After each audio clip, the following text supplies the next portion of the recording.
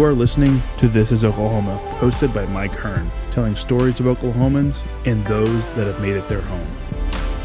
What's up, guys? Welcome back to another episode of This is Oklahoma Podcast. Mike Hearn here, your host, back with another episode. Excited to share this episode with you today. But before we do, I've got to thank our sponsors. First of all, the Oklahoma Hall of Fame. They've been a huge part of this podcast for the last few years. So the Oklahoma Hall of Fame have been sharing Oklahoma's story through its people since 1927. For more information on the Oklahoma Hall of Fame, go to www.oklahomahof.com. And for daily updates, go to oklahomahof on Instagram and give them a follow. Our other sponsor today is the Chickasaw Nation. Now, the Chickasaw Nation have sponsored pretty much everything in Oklahoma. They're a huge supporter of Oklahoma. And it's an honor to have their name and their brand supporting this podcast. So a huge shout out to Governor Anatobi for supporting this podcast. It really means a lot. And finally, our third sponsor is 988. The Oklahoma 988 Mental Health Lifeline. 988 is a direct 3-digit lifeline that connects you with trained behavioral health professionals that can get all Oklahomans the help that they need. Learn more by visiting 988oklahoma.com. That's 988oklahoma.com. And now, let's get into today's episode. My guest today is super fascinating. Had a wonderful tour of his facility, the museum and the art gallery. I highly recommend you come down and see both of them, even if you aren't a fan of toys. It's just epic. So Kevin Stark, thank you so much for joining me. Excited to dive into your story and share some, I'm sure there's many stories, but we're down in Pauls Valley, right in downtown. Beautiful town's getting ready for Christmas. There's Christmas music playing outside, which I'm not a huge fan of. Well, neither am I. But when I got out of my car earlier, it was kind of someone was playing it loudly. And I was like, yeah, it's December. I forgot. Yeah. Anyway, thanks so much for inviting me down. And thanks so much for the tour. This is really neat, really cool experience. And I'm very fortunate to get a private tour from you. Thank you so much on that. Obviously, a huge shout out to the Chickasaw Country folks who put us together and connected us last week. Really appreciate those guys that work at Chickasaw Country, and obviously got a great resource for everything that's in the nation. But it's not about them. This is about you today. So I guess let's start with, Pauls Valley, right? You were born and raised here, I assume. Yeah, I was born and raised here. I moved away for about 10 years. I came back for cheap studio rent. So I found a building that a friend of mine owned, and I told her, if you let me fix that up, if you rent it to me cheap, I'll fix it up really nice. She said, well, how does $150 a month sound? I was like, I can move back for that, yeah. So it also had a space in the back that I could live in it too. So, well, then I was just totally surrounded by everything I loved, art, music, and, Yeah. So, yeah. So I moved back to Pauls Valley for that. Eventually met this woman who became my wife. And, of course, she didn't want to live in a studio. So, we lived in a house. You had to buy a house. Yeah. Had to have a house. Yeah. All that. That makes sense. So for people listening who have never heard of you, don't know what you do, but I can guarantee they're very aware of your work. They just might not know it was your work. They're aware of the things that you've done. When people meet you for the first time, what do you tell them? Like, what's your elevator pitch? Hi, my name's Kevin. I do whatever. I do whatever. No, I do whatever I want. Yeah. Now I do whatever I want. Yeah. Well, I do art and music. I've been a toy designer. I do portrait work. I've played a variety of instruments in a variety of bands. I just essentially believe in seeking out what you love and making that your work. So that's what I've done. Yeah. Where does toy design start for you then? Well, where it started for me was in 1990. I got a call from a friend who I went to college with. And we hadn't talked in 4 or 5 years. And he looked me up, and he had started a company that was working with other toy companies, freelance. They were writing the copy on the back of packaging and things like that. And he calls me up on a Friday evening and says, how would you like to design toys for the Teenage Mutant Ninja Turtles? Well, he didn't realize that in the time that we had not seen each other, I'd become a toy collector. I had thousands of toys. And I told him, I said, you wouldn't believe what I'm sitting around right now. So I said, yeah, I'd love to do that. And he says, well, can you be on a plane for LA Monday morning at 9 a.m.? I said, you bet I can. So I went home and told my wife, I said, I got to pack. I said, you'll not believe the call I got. And so I flew out to LA and did toy designs for the Turtles, and did that for 10 years, and did other toy designs for lots of other toy lines. Sure, yeah. So that just increased my collection even more. So, So the passion started long before you even got a job in toy design. Yeah. Actually, the passion started as a kid. I shared a bedroom with two brothers, an older brother and a younger brother. And we had this basement in the house that was just kind of a catch-all. And I went to my parents and I said, if I clean that up and organize it, could I have that as my play area? And they were like, yeah, great. If you're going to clean it up, sure. Well, so I did that, and I set up all my toys a lot like I have them set up in the museum. And of course, my brothers were really upset about it, but my dad said, get over it. He had the idea and he did the work, so too bad. Yeah. So from a early age, then obviously you're collecting toys, but were you drawing as well as a kid and artistry? Like, what gets you, before you get that call from your friend, what gets you into? I've always been an artist. Okay. So, in fact, my father would tell the story that when I was 4 years old, and I don't even remember this, but he told the story that he and I were watching a PBS program on Michelangelo. And I was laying on the floor watching the whole show. And when it was over, I turned and looked at him and said, that's what I want to do. So from the time I was 3 or 4 years old, I knew that I wanted to be an artist. And so I've always done that. Even as a kid, I did it a lot, and I worked out a lot of, the problems you have in learning to be an artist. I worked those out at a very young age. So I was always doing art. Yeah. I mean, everybody knew when I was a kid that's what I was going to be. Sure. And I was terrible at sports, so that helped. I didn't have that distraction of, gosh, I really want to play football. Yeah. That didn't happen. So at that time then, when everyone's like, hey, Kevin's going to be the artist, what is the path, I guess, to becoming a successful artist at that point? Is it, I need to go to this school, I need to do, because, people who are listening, I assume the path's different now than what it was back then. Well, for me, the path is to just keep doing it. Sure. And get good at it. And for me, the reason I've had a lot of success is my ability to do a lot of different styles in a lot of different mediums. And, I went to college at the University of Oklahoma and majored in art. But I was selling paintings all through college. So, I've always done it. Yeah. At the age of 15, I started working at an ad agency, and by the time I was 18, I was over the art department. So, you can either do it or you can't. Right. Degrees don't really matter. Yeah.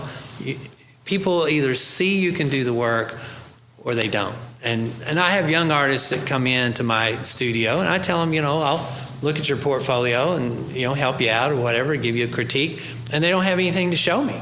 Yeah. I'm like, well, how are you going to be an artist if you don't have any art? Yeah. So you have to do art. During that time when you're studying art at OU, what was the main thing that you learned while in school?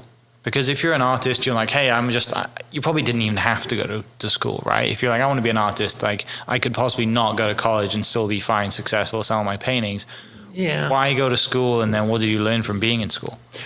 I think the thing that you get from college that I didn't take advantage of enough are the people you meet. Mm-hmm. And the people that you meet that introduce you to other people, things like that. I think I wished I had utilized that part of college more, or in the art school. Mm-hmm. Now, a lot of the biggest art commissions and jobs I've had were people I met in college. But there are other people that, kind of made other art connections through college and stuff. Mm-hmm. And I was just so honed in on making the art, I wasn't doing a lot of that. So I wish I'd done more of that. Yeah. It worked out, though, obviously. Yeah, It's like, oh, you know, yeah, you it get that worked phone out. call in 1990. Yeah. It clearly works out fine. Yeah. So then at that time, then when you graduate, Oh, wait, You know. I didn't graduate. no, tell me more. Well, see, and I always say, all right, when I went to college, the first 2 years I was really gung-ho, and I got through all my required subjects and things Yeah. like that for an art major. And so then I was taking tons of art classes. Yeah. And it got to a point where I finally talked to my advisor, and he looks at what I've taken and all, he says, you can take anything you want as long as it's not in the School of Art. I said, whoa, but that's why I'm here, you know? And he says, no, he says, you can take swimming or fencing or, you know, the history of whatever. He said, but you shouldn't take anything in the School of Art and you'll get your degree. So I signed up for all these classes, you know. And of course I wasn't going, Of course, you know. And I was selling paintings and stuff at the time, so I was not motivated to go to class. But I decided, well, I ought to go to class. And so I went to this history class that I hadn't been to in 3 weeks.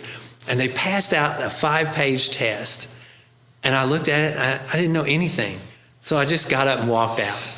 I said, I'm finished with school. You know, and people would say, they'd ask me, well, did you finish school? I said, oh, I'm finished with school, all right. You know, I didn't graduate, but I'm finished with school. So anyway, I didn't graduate. But I do tell young people, young artists, you should go to college. You've got to go to art school. You've got to go to college. Because really that is where you learn a lot more. It broadens your horizons. I mean, literally, I was so focused on one kind of art when I went into college that coming out, I saw, it opened a whole world. Yeah. So I'm very supportive of people going to college, and especially art school. Yeah. Were you paying for your college through selling your art while you were going through A lot college? of it, yeah. And I was paying my own way. So, Yeah. You know, so I would go for, 2 or 3 semesters. I'd quit for a semester, and then I'd go back. And, you know, so I always joke it was the best 8 years of my life. You know? Yeah. Yeah, you did everything you had to as an art major, just not all the other boring stuff you actually have to do to graduate, right? To get the other random Well, you know, electives. I did a lot of that, the required subjects, in those first 2 years. Yeah. You know, and I was going to like winter intercession, spring intercession, summer intercession. You know, I was just gung-ho about going to school. Yeah. And then, you know, after a while, I was like, well, I just want these art classes. Well, you found what you love to do, right? Like from a very young age, where you're very fortunate to have that, because a lot of people don't find out what they want to do for, might even ever. But the good thing is, you found that, and then you had the commitment, the confidence to be like, no, this is me. I'm going to do this. Yeah. I don't care what anyone else says. Yeah. I am going to be an artist. Right. Which even in today's world, if someone says they're going to be an artist, everyone's like, yeah, but what else are you going to do for money? Like, what's your real job? Yeah, I hear that a lot, and parents that their kids are really good at art, they're really concerned that he should have something to fall back on. Right.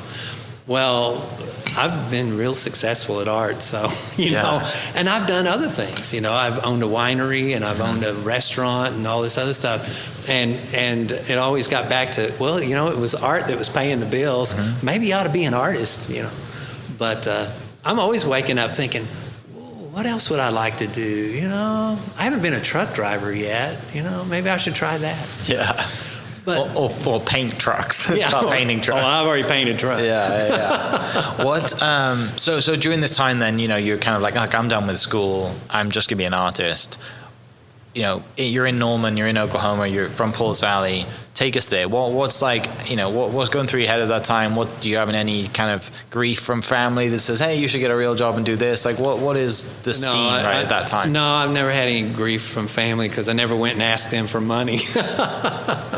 But no, I've always been able to make money. Mm-hmm. So, and I'm not motivated by money. Right. I'm motivated by experience, by challenges. And so to me, it's always, what do I want to do? Mm-hmm. And I find a way to do it.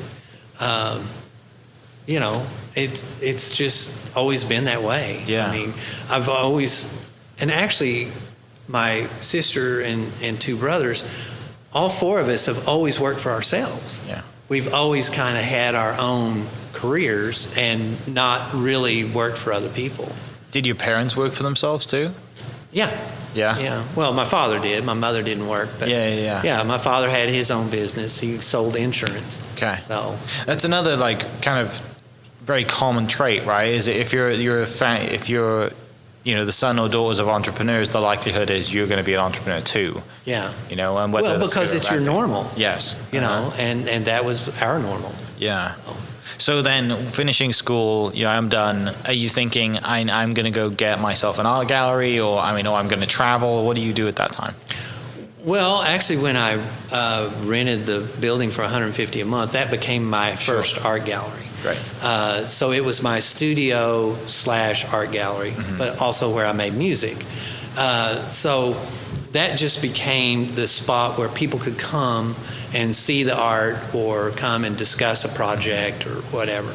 So it's always been essential for me to have a downtown building where people can come and look at art or talk about hiring me to do an art job or whatever. Yeah. And I have a studio at home, but I don't like to work at home as much. There are too many distractions. Yeah. There's laundry to do, or the cat's trying to get your attention or whatever. So, yeah, this is your space, right? Yeah, that's the home space, and I like the workspace. So. Yeah. So then forwarding to that call in 1990 where you jump on a plane and go to LA and you think, wow, like LA's a lot different to Paul's Valley, and I'm gonna, even though I've been collecting, what's this toy design thing? And I'm obviously aware of who the Ninja Turtles are at that time. That must be exciting. Well, yeah, I was definitely aware of the Ninja Turtles at the time. I didn't have any in my collection, but I soon remedied that. Yeah. But yeah, it just, I don't know. It just, to me, it was just it was a great job. It was fun to work with friends and do things like that. So, it just was another job. Sure. But I don't know. I can't explain. It's just it was fun. But you kind of left here, moved to LA, and you were living the life. Oh, in I didn't LA. move to LA. No? No. They wanted me to move to LA. Yeah. But I'm kind of like, and people ask me all the time, how come you didn't move to LA? And my response is, do you want to live in LA? And they're like, well, no. I said, okay, I don't want to live in LA. Sure. But for me, it was easier to be here and commute to LA because I always said, I want a Los Angeles salary on an Oklahoma cost of living, so I would rather just commute and do that than live there. Okay. I would be too distracted living in LA. There would be concerts and plays and museums and art openings. Oh my goodness, I wouldn't get any work done. Yeah. Which is the same reason why I don't play video games or anything like that. Yeah. I wouldn't get any art done. Well, what about going into designing video games? You ever think about that? We did a little work for Nintendo at one time, and they sent some games over and stuff, and okay, we got to quit playing games and get back to work. And we did a design project for some games.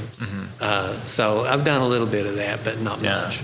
So when you say you designed toys and Ninja Turtles and stuff like that, define that to me, and you can go down the rabbit hole, because a lot of people think, oh yeah, he's probably designed this. Well, when I mention movies, I think of the Ninja Turtle movie and all the other movies and stuff, and then you dive into the animation route and all of that. But what specifically was your role, your job, and what were you doing for that period of time? Well, it's funny because when I talk to people here in the museum about toys, it's like they all think these things just appear. Sure. And I'm like, no, there's work involved. Mm-hmm. And this is why I love toys so much and why I collect toys, is I've always been enamored with the style, the artwork, the quality that goes into designing and creating toys. But as a designer, what a designer does is a toy company will buy the license to create a line of toys based generally on a cartoon or a movie or whatever. Well, the designer takes that initial project, look at the films, they look at the cartoons, whatever, and then they decide what characters they're going to do. And a designer decides, what pose is that character going to be in? Where are the points of articulation? What are the accessories? Is it going to have any like play action, or are the arms going to pop up or whatever? That's all done by the designer. And then the company approves those designs, and then it goes on to a sculptor. And so then the sculptor works from the designer's drawings. Mm-hmm. And I say this a lot because I have friends who are sculptors, and they tend to like to sculpt. Yeah. So if you told them, sculpt me such and such figure, it would have so much detail on it. You may have to charge $100 for it, Right. And the toy company's going, no, wait, we want to charge $8.99. Smooth out these lines, Yeah. And so a designer kind of reins in the sculptor. We design for what the price point is, and that kind of stuff. So that's what a designer does. Yeah. So. Well, and I'm sure like the design process as well evolves over the technology of the toy and the technology that's available as well, right? Because right. That's some of the toys now you're like, wow, if I had this as a kid. Yeah. Well, see, and like engineers are involved and things like that. If you're talking Transformers, an engineer is involved. It puts all that together, and makes all those folds and stuff happen to make a truck look like a jet, or whatever. It's like, that's beyond me, okay? I don't do that. Yeah, the other thing you mentioned, you did some work on The Simpsons too. Yeah, I did some little work on The Simpsons, yes, which I thought was a great line. They did over 300 characters for that line. Wow. Which was great. I mean, Star Wars does way more than that, but 300 characters is a lot. Yeah. So, and again, when you are talking about a designer, they'll say, well, Homer Simpson and Bart Simpson, they're the main characters. So we want to sell as many Homer characters as we can, as many, or make those available. Mm-hmm. So you've got, casual Homer, you've got Sunday best Homer, you've got Homer in his gear that he wears at the nuclear power plant. You've got all these different Homers. Well, all those have to be decided on, and that's what a designer does. So when the company says, well, we want 10 different Homers, what are they going to be? You got to come up with that. Yeah. So, do you miss that side of things? Yes, some. Yeah, right. I do. But I've done other things. So, yeah. Well, so during this time, then you're commuting from here and going out there. Are you going out every week? Are you going out every 2 weeks? I mean, like once a month? Like, what's the work schedule? Two or three times a year. Oh, really? Yeah. So really not that much at all. No, then. But then it got to where I didn't have to go out there anymore. I could do it here and just send it online. Yeah. I mean, I did toy designs for companies in France and Italy and things like that. I never met anybody from the company, and I would just send it out to the through the internet. So, Well, the good thing is then, so because you're working remotely effectively, you've got plenty of time to do your work. You don't have any other things that are pulling you away, like you mentioned, potential distractions in LA, art, music, stuff like that. So your work schedule generally isn't, look, I work 9 to 5 and I clock out at 5 and I'm done. What else, you have a lot more time to do stuff than most people do. Well, now, to be true to the toy work, you didn't always have a lot of time. So there were some toy lines, they decide we weren't going to have toys, we're not going to have toys, and then 2 weeks before they go, we need toys. So in 2 weeks you've got to come up with a whole toy line and have it sculpted to go to like New York Toy Fair. So we were working 24 hours a day to get something done. I was sleeping on my couch at my office in LA, 30-minute naps, and then getting back up to do more work, So sometimes it's very intense and very quick. It's not like you had all the time in the world. Right. But once that was done, then, I could move on to other projects. Yeah. I prefer to work project by project. Sure. As opposed to working, 9 to 5 for somebody. Yeah. Project-based makes a lot of sense, right? Yeah. You're like, we have a beginning and an end, and once it's finished, it's finished. Right. We have a deadline. Let's just knock it out. Yeah. And with the toy companies, you would sometimes do a toy line, you do designs, and then they pull off of it. They say, well, we're not going to do it.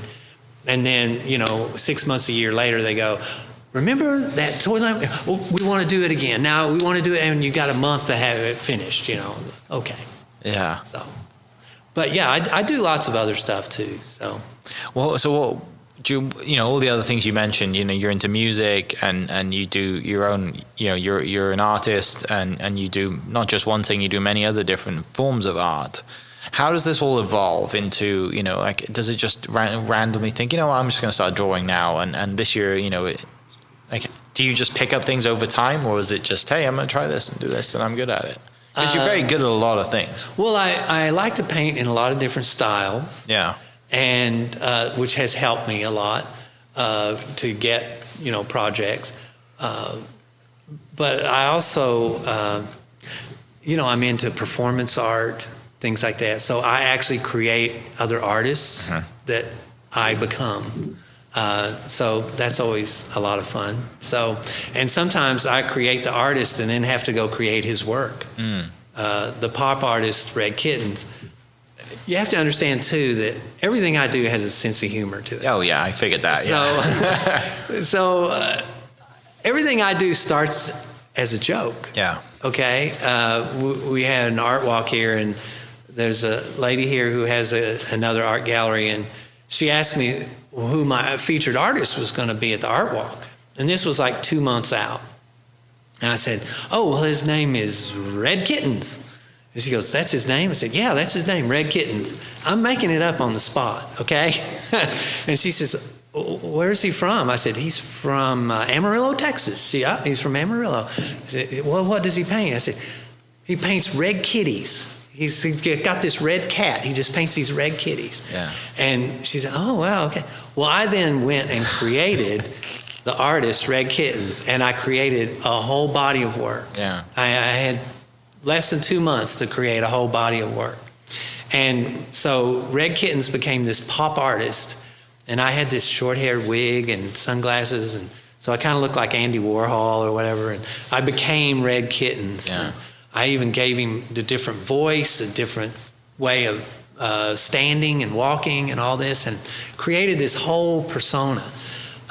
My older sister and brother had no idea that I was Red Kitten. They even came to the opening and didn't know it was me.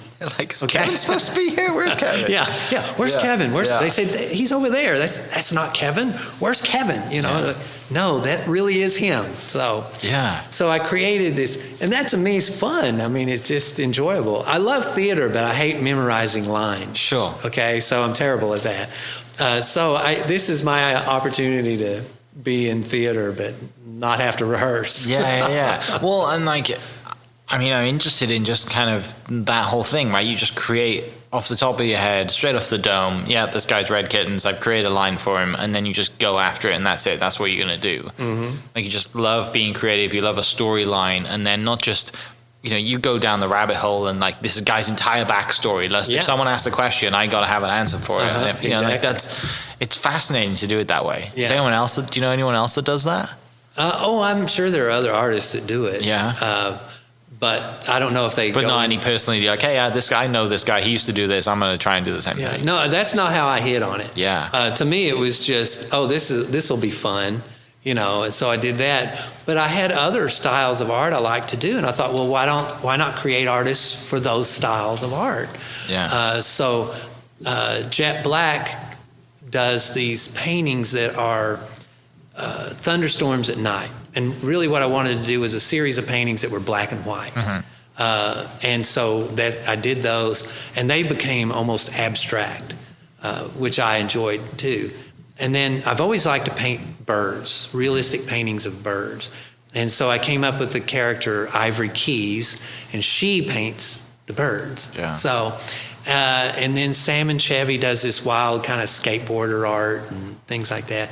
So I've got all these different artists that I do, but if you look in the gallery and you see what Ivory does, it's nothing like what the other artists do. So it really separates the styles more. I've said to people, when they would go to my one-man art shows, they would say, "Is this a group show? Because this looks like a lot of different artists." And I go, "No, it's just me."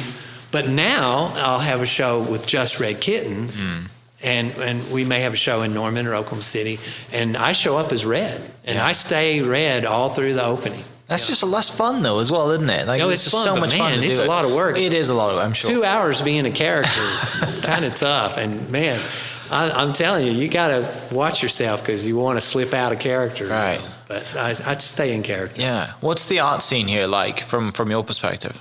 In Oklahoma or Pauls Valley? Let's go Oklahoma, because I assume you are the art scene in Pauls Valley. Well, I'm not the only art scene. Actually, there are a lot of artistic people here in Pauls Valley. Yeah. So it's great. I think the art scene here in Oklahoma is wonderful. It's very supportive of each other, which I like. It's not competitive in a bad way. You know, we all really support each other a lot, and I enjoy that. And anybody, young artists, old artists, people just starting out, I always encourage them to come to my studio, and I'll show them how to do this or how to do that, or look at their portfolios and things like that. So, no, I love the art scene here. Yeah. So, do you enjoy teaching as well? Yeah, I do some teaching, and I've even done some teaching in the school system. You haven't gone back to OU and taught, have you? No, I haven't gone back to OU. Not yet? No, not yet. Didn't get that invite No, yet. I hadn't done that yet. But I taught at the high school. I filled in for a semester when the teacher couldn't be there and things like that. Sure. And I've taught some private lessons and things like that. To me, I feel it might have taken me a while to learn this or that, but there's really not a mystery to a lot of it. And so I try to take that mystery out of it for people. Yeah. A lot of people think oil painting is hard. You know, it's very difficult, you know. Well, most artists want you to think that, okay? Because they don't want just anybody doing it. Right. But I dispel the mystery in that and say, okay, look, it's really easy. Do this, this, and this, and and it works. Yeah. So the we've got to talk about it. The reason we're in this room, the Toy and Action Museum that's in Pauls Valley. Mm-hmm. Where does the idea come from to have a Toy and Action Museum to the public? Because over the 30 minutes we've been talking, clearly you've been collecting for a very long time. Yeah, well, I started collecting in '86. Yeah. Because the girlfriend I had at the time drugged me to an antique flea market. Okay. I was like, man, I don't want to go look at antiques all afternoon. But they had all these toys. Yeah. And they were cheap. And so I came out with an armload of stuff. And I was like, wow, that was really fun. She goes, well, it happens every month. And I'm like, all right. So that's how my collection got started. And then I kept moving and collecting more and more. But the way we got started with the Toy and Action Figure Museum here is that all of these action figures were in my studio. And it was just my space. It was my collection. It was what I loved. Yeah. And, well, news stations would come and do a story on the fact that I was designing toys and things like that. But they would always show my collection. And so after the show would run, people would knock on my door. They'd be from out of town, and they would knock on my art studio door and say, can we come in and see the toys? And I was like, well, yeah, I'm in here working, but come on in, And so people would do that. And Pauls Valley started a visioning process in the year 2000. It was like they wanted to plan their growth for the next 10 years. And so I was part of all that, and we all got together, and they identified some of the things they wanted. They wanted a theater group, they wanted an art and cultural center, and they wanted unique tourist attractions in the downtown area. Mm-hmm. Well, I joked I was the unofficial tourist attraction and that we ought to make it official. Yeah. Well, again, I was joking. And the guy I was joking with went back to the committee and said, Kevin Stark's going to donate all of his toys to a toy museum. I said, no, I didn't say that. I said, but I will loan you my toys. Yeah. So we developed a group that started making the plans to have a toy and action figure museum. Mm-hmm. Now, it took us 5 years to get open because there wasn't a building big enough initially to get started. But in the meantime, we were getting our 501c3 nonprofit status. We were designing what the museum could look like and kind of putting a lot of the technical stuff together. Well, when this building came open, we've got 7,000 square feet here. This used to be Lentz department store for 75 years, and it went out of business, and we came in, rented the building, and gutted the building and built all that you see in here. Yeah. So we opened in 2005 and have been open ever since. And so it's been a great thing. We've had people from all over the world come here and check this place out. Yeah. I've done interviews in Japan and Australia and Germany about this place. Wow. And they'll send me the magazine articles and stuff. I can't read Can't them. read a thing. I said, but Great. I can see the pictures. So, and then, we've done interviews in the New York Times, Dallas Morning News, all over Chicago, all these different places.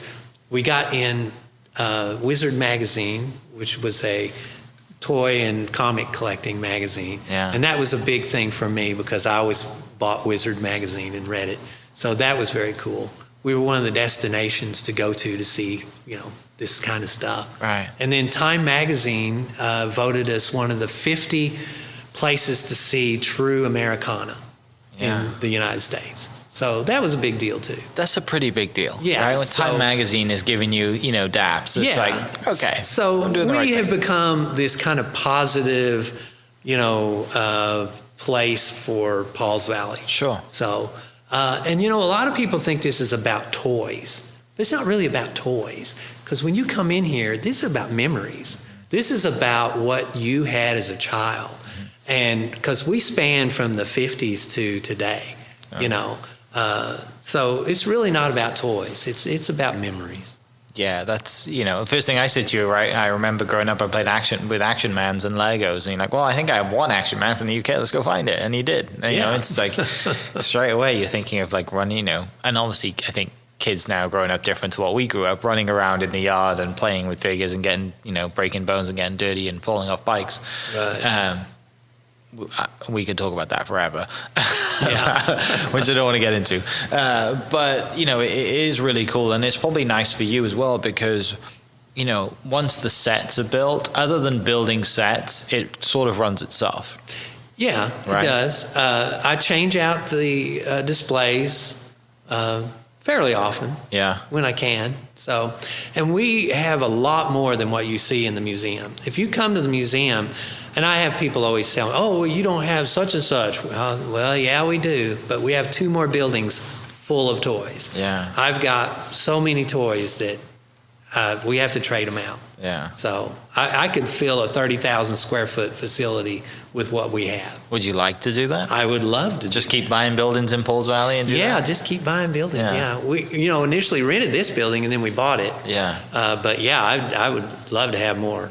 Yeah. Just have one big facility. Here it is. Come in and out. Just buy a Walmart or something. Yeah. Well, or Dollar Tree or something. I have like that. 3 other projects I would like to do that have nothing to do Sure. with toys. Yeah. So, and I have the buildings, that I want to buy to do that, but the people won't sell them to me. Sell me those buildings. Yes. And don't twist my arm on price too. Just come on. Just be reasonable, people. Yeah. The one thing that I do want to talk about is, you mentioned wine and a restaurant. Mm-hmm. How does that come in? Because when you mentioned owning a winery and having a restaurant, that's probably total opposite to owning toys. You don't put those two together. Well, I worked in a restaurant. Sure. When I was in college, and I started out washing dishes. Yeah. And apparently I showed up for work every day. And so they wanted to make me a line cook, whatever. And I was like, no, I like this job. There's no thinking or whatever, but they said, it's more money. Well, okay. Yeah. So I did that. And they was, well, now we want to put you on the grill or what. I said, no, don't want to do that, And then I did that. And then they want to make me the kitchen manager. I said, no, don't want to do that. And the guy said, you can write your own ticket, whatever you want. Okay, so I did that. Yeah. Well, the restaurant bug bit me. Okay. And so I always wanted to have my own restaurant. So I bought this winery and converted it into a restaurant, and did that for a couple of years, and found that it was keeping me away too much from my art. And the art was paying the bills. So I leased the restaurant to someone else and let them run it and all. And so I just got the rent off of it then. Yeah. So What restaurant was it? well, it was Stark's restaurant out. It was out by the interstate. Okay. And I tried to give Paul's Valley what they didn't have, which Yeah. was a really nice restaurant. Sure. More fine dining type restaurant. Yeah. But people would only come eat there for special occasions. Well, you just can't make it on just special occasions. Right. And of course, there were all these rumors going around about my restaurant that my steaks were $50. No, they're not $50. They said that I didn't allow children to come in. No. I was like, No women and children, just I was guys like, why- and steaks. I have the Yeah. Toy and Action Figure Museum. Why would I not allow kids? I love kids. I said, you can bring kids to this restaurant. I said, I just don't know why you would. Right. No. But I was fine with having children, and all. So Yeah. anyway, and then they thought that you had to wear a suit. And because I wear suits all the time, they thought, oh, we'd have to wear a shirt and tie or whatever. I said, no, it's very casual, Yeah. But I think the thing that hurt me the most was I was the first restaurant in Garvin County to have a full bar. Okay. So none of the Baptists would come and eat at my place. So I said, I have a back door. I'll let you in the back door. Oh, I love that. I love that so much. It makes so much sense. Why do you wear a suit all the time? Well, it keeps me from doing manual labor. I don't have anybody say, help me pick this engine up. Oh, wait, yeah. you're not dressed for From it. now on, people are going to see me in a suit or a sports coat and like, Yeah. why? Oh, you dress too well. That's Yeah. it's a great response. Hey, sorry, I can't. Yeah. Can't do that. You just think I like the passion, like dressing up, like feeling that feeling when you put on a suit and a coat and tie and stuff. Well, for a while there, I was doing so many dirty projects, I didn't wear my suit. Sure. But again, it started out as a joke. Yeah. Okay. My wife and I were like, I was talking to her. I said, because at the time, I've got the long hair and I had a motorcycle jacket and all this stuff, and she was always dressed to the nines, and we would go shopping or whatever, and she would go to her stores and I'd go to mine, and we go into mine. I would go find her in her store, and always the help would go, what's he doing in here, kind of thing, and it's like, so then I put a suit on, and people really react to you in a totally different way. It's very strange, isn't it? Yeah, it is. And so, a lot of times you walk into a place and they think, oh my God, the owner's here. Right. It's like, well, no, I'm not the owner, No. but anyway. It's true when you talk about why, people that dress for success and, you look like you dress in a suit and people, it's such a weird world, but it's true, as much as you don't want to do it. So to me, it's like a sociology experiment. Yeah. We used to go to this certain restaurant every Saturday night. Uh-huh. And I said, well, I want to try something out. So I'd leave a $50 tip, like every Saturday night. Yeah. I wanted to see how long it took before the waitresses started fighting over who got to wait on us. Yeah. So, that was fun. Are you into that kind of sociology, psychology side of things as well? Read a lot of books and kind of fascinated in that research? I'm fascinated with that stuff. Yeah. Yeah, I think it's very interesting. Yeah. But I'm playful with it. I don't like to be hurtful with it. Sure. Yeah. Well, that's like, it's just intriguing, right? Like, it's just the way that, and the good thing is you can kind of do your own social experiments, like what you just mentioned with the tip. You can just have fun with it. Yeah. And it makes it a game kind of then when you have fun with it and, you do it that way rather than teaching it. Doesn't seem like any fun at all, right?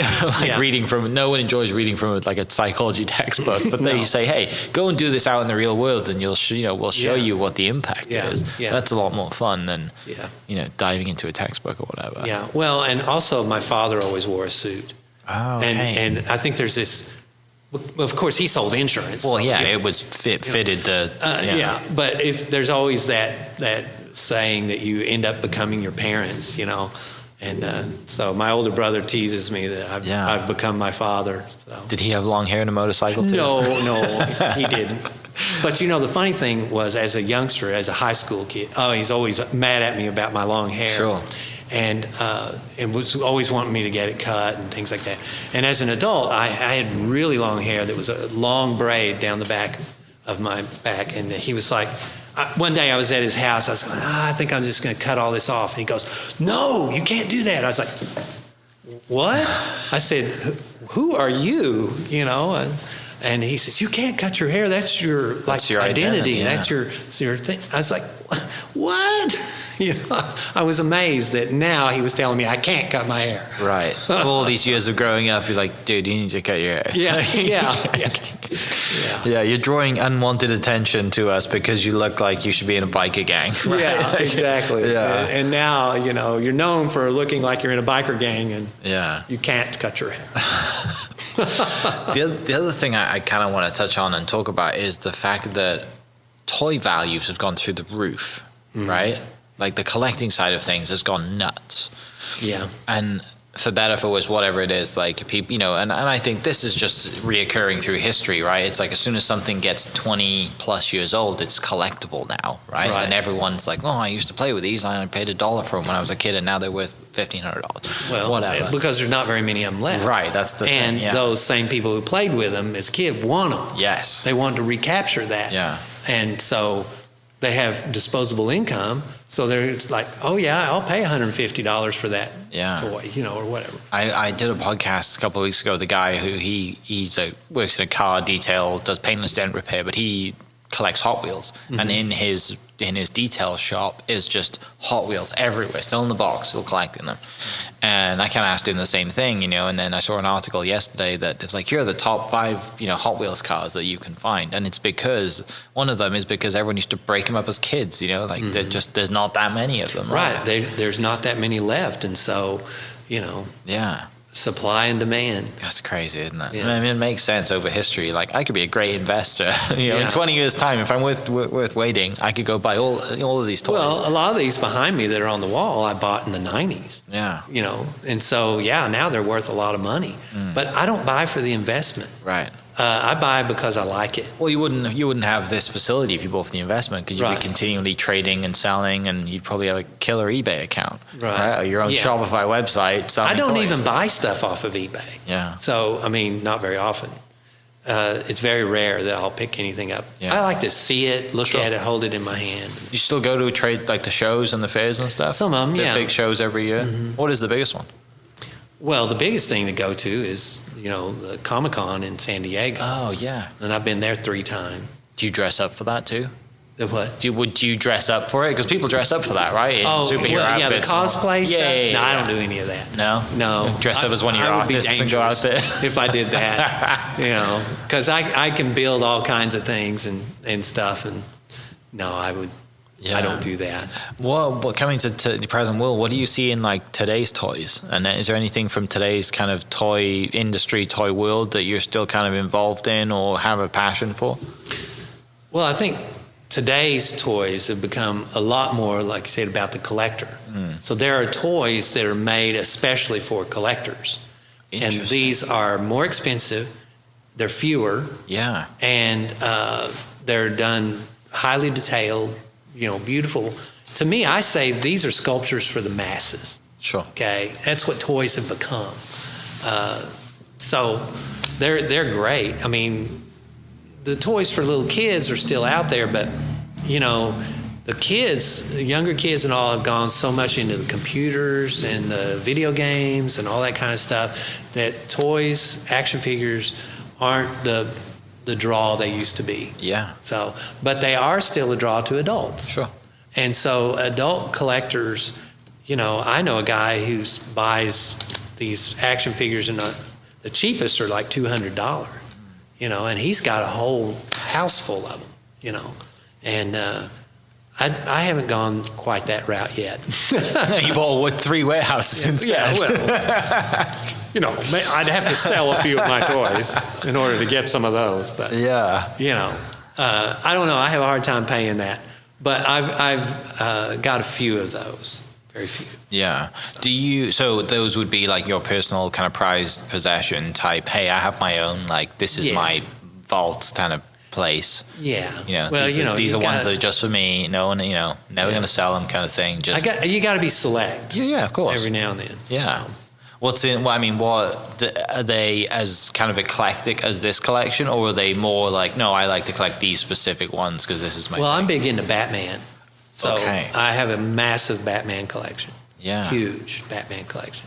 And of the Batmans, I like to collect Batmobiles. Yeah. So I will pass up an action figure a lot of times To get just to get the Batmobile. I won't pass up a Batmobile. If I don't have it, I've got to have it. You can buy replica real cars. Have you tried that? Yeah, well, people ask me here, Do you want to what's do the that one one day? toy you don't have that you'd like to have? I said, a drivable 1966 Batmobile. That's Okay. what I want, yeah. Yeah. But I'm not going to pay $150,000 to $200,000 for Yeah. it. So. There's a guy, this was on the news recently, maybe this year, definitely this year. A guy in LA, I think, builds them. Mm-hmm. And it was on the news because I guess it's custom built. He builds, he sends you a check, you send him more money, he continues to build. Right. It's a payment thing, right? Yeah, I'm familiar with what you're talking about. Yeah. So the guy, I guess some police officer had stopped. You hear the story? Yeah, Yeah. the sheriff department flew out there. Flew out. Yeah. Did you see did this? all this kind of stuff and Illegal, basically sent to a different jurisdiction and tried to get. Yeah, I saw this. Yeah. It's I think that sheriff's department's going to be in a little trouble. yeah. Because I only heard about it because I listened to a car podcast because I love cars, and the guy who hosts the car podcast had this guy who builds them on the podcast to talk about it. Oh wow! And it's fascinating. Yeah, because he just I just kind of like to build Bat cars. Like, who doesn't, right? Yeah, he's licensed to build Batmobiles. Yeah. The '66 Batmobile. Uh-huh. Yeah. But it takes a while, and the guy he was building it for was impatient. Yeah. And had a lot of money and not enough sense. Right. And too much influence with his local sheriff's department. Yeah. And so, So you still, even though, even if someone said, obviously who wouldn't turn down one for free, but you still wouldn't buy one, even if it was $150,000? Oh, well, if I had $150,000 laying around, you'd buy one? I'd buy one. Yeah. There's still time. I'd need to have an extra $150,000 just laying around. Yeah. Yeah. So that's now, I knew a guy in Dallas who had one. Okay. And he said the problem is when he drives it around, people follow him. Well, yeah. And they stop him and they want to ride. They want to take a picture and have a ride. Yeah, it's a rolling museum. Yeah. So I'm like, maybe I don't want one. You just wanted to park it in here. I would just park it in the front of the museum. Yeah. And, let people take pictures of it. And all that. So that's got to be that seems like the one that got away, the one that you don't have yet. Well, maybe the museum. Maybe the museum. It's exactly. You're a charity, right? This is part of the museum. Yeah, part of the museum. People need to come to the museum to pay to get in here to do that, so they can pay for you to get a Batmobile, and then they're going to be happy because they'll come back and see a Batmobile. And come see. It all comes full circle. Yeah. Well. That sounds like a great way to end. This has been a blast. I could talk to you about toys forever. I don't think people want to listen to us talk about toys forever, but I could talk to you about toys forever. The last thing I want to talk about is the kind of World War II scene that we have behind us. And obviously you started the toys, there's a lot of cool planes hanging from the ceiling. And the who's the toy maker that makes those planes? 21st Century Toys made those. Okay. And they're not models like a lot of people think. No, because they're the ones that you build, They're actual right? toys they're already put together. Okay. You have to pop the tail fins in maybe or pop the wings Because in. as a kid, my dad used to paint and play with like tiny, not as big as these toys, but you would buy the box and then you would put it together and then you would those paint are models. it. Yeah, well, and these are not models. These are No. actual toys that come with a pilot that's an action figure. Great. So he's posable. You can take him out of the plane and all that. Yeah. And these were available for several years. And they covered a lot of World War II planes, things like that, but also tanks and other vehicles. Yeah. I think that's the guy in me that just loves to play with tanks and action figures and stuff, right? Whereas, you have obviously the Barbies on the girls' side, the guys always have the guns and tanks and planes and these stuff tanks like are remote controlled. Even cooler. I need to come back. Yeah, we had to create a little war scene here. Great. Well, there's so much awesome stuff here, and the thing is, like you said, you're changing stuff out. There's so much more to see. People should come down here, once a year just to see the different stuff that you have, at least. And I love the fact that people have come from all around the world to Pauls Valley to see this, because they would not have come to Pauls Valley otherwise. Well, probably not. Probably not, right? Like, that's the reality is, you've done some really cool things. You continue to do great things. Do you have any art shows coming up that people can see your work at? I don't have any coming up right now, but after the first of the year, come spring, I've got several projects going to be happening. Yeah. So. Do you? What is the place that people can go and find out where? Obviously, I'll put the link to the website for the Toy and Action Museum. But for the artist side of things, do you have a personal website that you have where people can find you and see the artwork as well? Yeah, Kevin Stark Art. Kevin Stark Art. Okay. .com. I'll link that below as well. It shows all the different artists and the music and the comics that I do. All the other cool stuff. Yeah. Yeah. Right. Well, finishing up then, what's next? What are you working on next? What's your next project? I know you mentioned you have a few, but what is the one that you're really pumped about? Well, the project I'm working on now is a children's book. I illustrate children's books also, and this one's all going to be hand painted. So 33 hand painted images for this book. So that's what I'm working on now. Just finished some portraits for another commission. And I'm working on a book for my Starkology, the mythology I created. Yeah. And then Red Kittens has a children's book coming out. Okay. So a lot of cool things in there. Yeah. Yeah. People can go find you then and find all your stuff at kevinstark.com. Kevin Stark Art. kevinstarkart.com. And I'll put the Instagram as well, stuff links, because I know the Instagram page is there for the museum as well. So, Kevin, thanks so much for giving me a private tour. Thanks so much for sharing some great stories. Yeah. I'm sure we're going to have to do this again because the things are ever changing. There's a lot of stuff going on. You're a busy man. Yes. You don't waste any days, I doubt. And, it's glad to see you do so many cool things. And I love that you started when you were 4 years old and saw Michelangelo, I'm gonna be an artist. That's what I'm gonna Yeah. And now here we are. So maybe there'll be a painting on the ceiling when I come back next. Yeah. We'll see. Well, there is a flying squid on the ceiling of the, there we go. of the art gallery. Yeah. Well, Mike, it's been a pleasure. Thank you very much. Thank you so much. For people listening, like I said, I'll post the links to all of Kevin's stuff in the description down below, and we will catch you in the next episode. And come by Pauls Valley. The address will be here too. So thanks so much. Catch you next episode. Cheers. Hope you guys enjoyed that great episode. Thank you so much for listening. As always, huge shout out to our sponsors, the Oklahoma Hall of Fame, sharing Oklahoma story through its people since 1927. For more information on the Oklahoma Hall of Fame, go to www.oklahomahof.com and follow them on Instagram for daily updates at OklahomaHOF. Our other sponsor, the Chickasaw Nation, amazing sponsor. They do amazing things for the state, and they're always sponsoring something in Oklahoma. They're a huge supporter of Oklahoma, and without their support, we wouldn't be able to do what we do. And finally, our third sponsor for today, the Oklahoma 988 Mental Health Lifeline. 988 is the direct 3-digit lifeline that connects you with the trained behavioral health professionals that can get all Oklahomans the help that they need.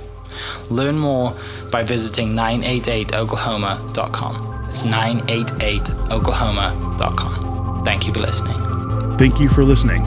We are inspired by those around us and hope that you are too.